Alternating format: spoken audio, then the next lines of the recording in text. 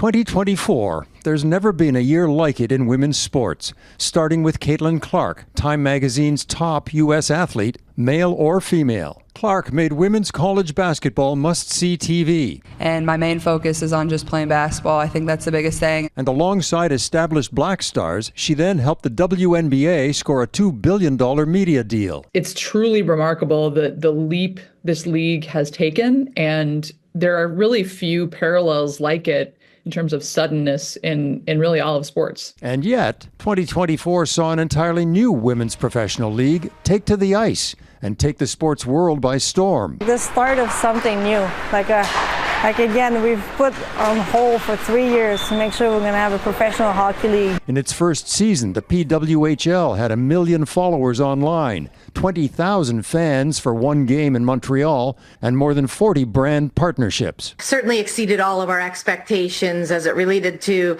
attendance and viewership and merchandise sales. To some, it's no surprise. The time has been ready for the women's market.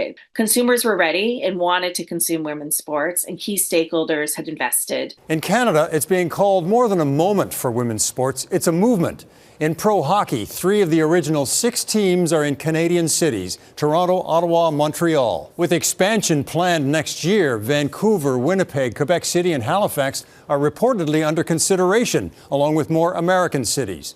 Now, the WNBA has been around for almost 30 years, and it's expanding too, welcoming its first Canadian team, the Toronto Tempo, in 2026. And women's pro soccer is coming. An all-Canadian Northern Super League was announced in 2024 and will start next April with 6 teams from coast to coast.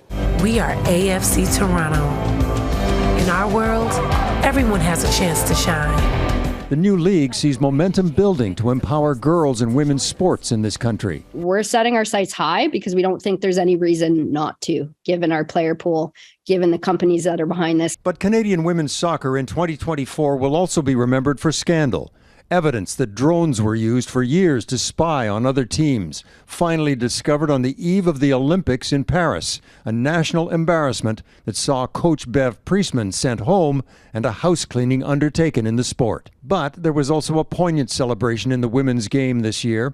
Christine Sinclair, the greatest international scorer of all time, retired, and now sees new opportunities for girls in pro soccer. These young girls now growing up will have a completely different reality than people like Steph and I had. And that makes me excited for the future. The end of one era gave way to the start of another.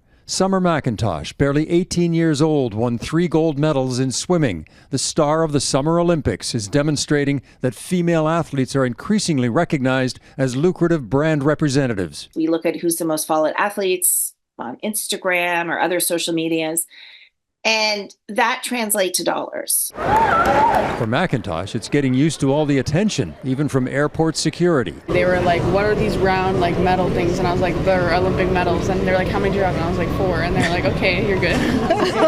2024 will be remembered for historic breakthroughs in women's sport in Canada. I think it's going to be something that we can look back on and be really proud that we were once a part of it. And the future promises more growth and exciting rivalries. Can't wait to play Toronto.